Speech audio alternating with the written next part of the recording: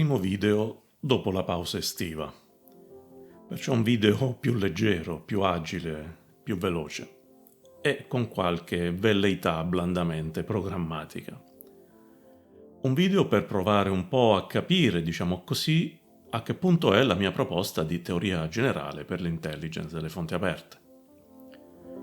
Come qualcuno tra voi forse ricorderà, l'assetto pubblicistico della teoria generale concettualmente si basa sul documento La teoria generale per l'intelligence delle fonti aperte, una proposta. Documento nel quale descrivo i concetti minimi sui quali, a mio parere, dovrebbe fondarsi una teoria generale.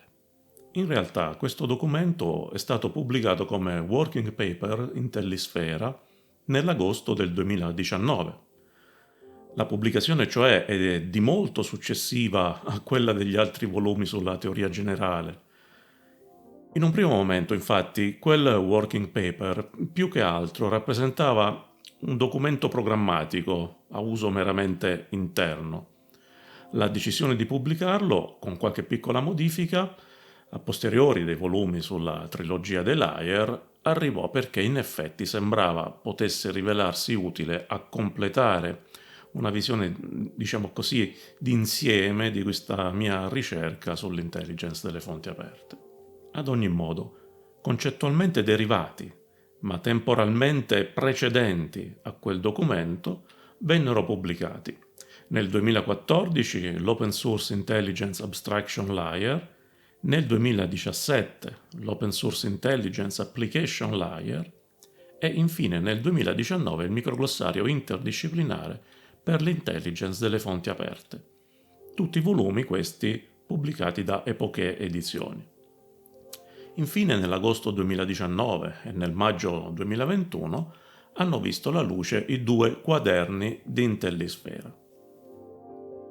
Dunque, a completare la trilogia, della quale il microglossario rappresentava un corollario, diciamo così, avrebbe dovuto esserci, e probabilmente ci sarà, il volume Open Source Intelligence Fusion Layer. Volume il cui sviluppo e pubblicazione erano previsti per il 2020, ma che varie vicissitudini, non ultima la pandemia, hanno notevolmente rallentato, anche se per fortuna non fermato del tutto. Parallelamente all'attività pubblicistica è andata man mano sviluppandosi anche la produzione di contenuti multimediali sull'OSINT pubblicati su questo canale YouTube, che ad oggi ospita ben 139 video, tutti vertenti sulla mia proposta di teoria generale per l'OSINT. Un impegno, quello della realizzazione di questi contenuti, che, debbo confessare, tra ideazione, scrittura, realizzazione, montaggio, eccetera, richiede un impegno niente affatto inferiore a quello necessario per la scrittura e la realizzazione di un libro.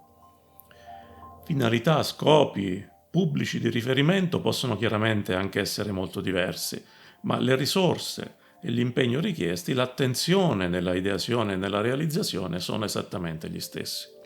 Tutto questo per dire che nei 3 format base di questo canale, ovvero profili di integrazione e innovazione disciplinare, seconda comandata e Pop OSINT, nella prima metà di questo 2023 sono stati pubblicati 21 video, equivalenti perciò a una media di circa 3 video al mese.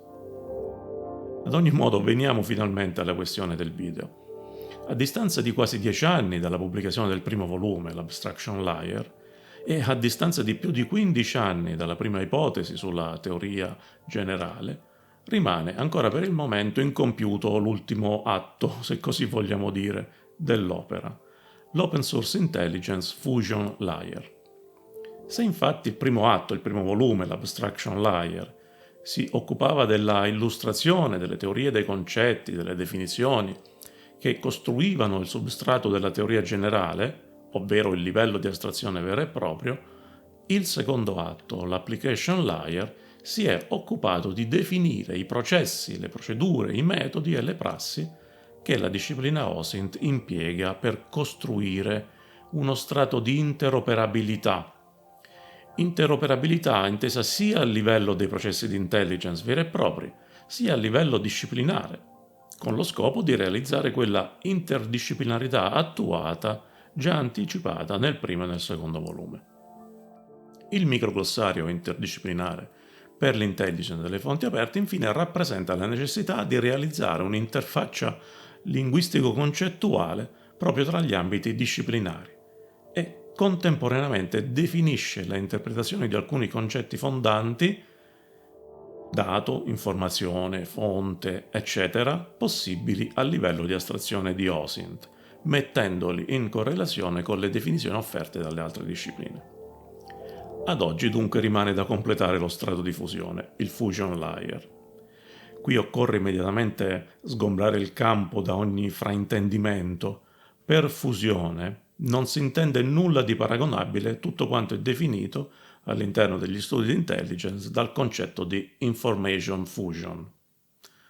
Lo strato di fusione della mia proposta di teoria generale invece riguarda la descrizione e anche il disegno, se possibile, delle modalità attraverso le quali OSINT può essere in grado di costruire una convergenza tra i vari attori chiamati in causa. Convergenza in termini di scopi, di finalità, di esigenze, missioni, obiettivi, strategie e, perché no, anche di risultati. Questo nell'ottica della tutela di quell'habitat all'interno del quale le fonti aperte possono darsi concretamente come tali e non solo come una concettualizzazione teorica, anzi peggio ipotetica, atteso il fatto che nella massima parte dei casi a qualsiasi livello o applicazione, ad oggi l'intelligence e gli studi di intelligence continuano ad usare le fonti aperte esattamente come se fossero fonti classificate.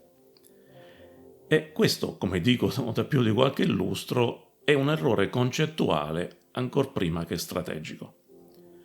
Ecco, quello che vorrei in questa seconda parte del 2023 è terminare il lavoro iniziato sull'Open Source Intelligence Fusion Layer e onestamente a questo punto non ho idea se il tutto sfocerà effettivamente in una nuova pubblicazione, in un nuovo libro o magari in un prodotto di natura completamente diversa, che so, un corso, un convegno, un seminario o qualsiasi altra cosa che andrà delineandosi nel corso dei prossimi mesi.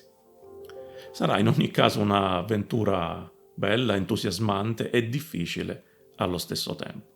Ovviamente se vi fa piacere qualsiasi osservazione, idea o consiglio a tal proposito è sempre graditissimo. Grazie per essere arrivati fin qui, come sempre vi invito a mettere un like al video, se vi va a iscrivervi ai canali YouTube e Telegram di Intellisfera per restare informati sulle prossime novità e per supportare questo progetto sull'intelligence delle fonti aperte. A presto!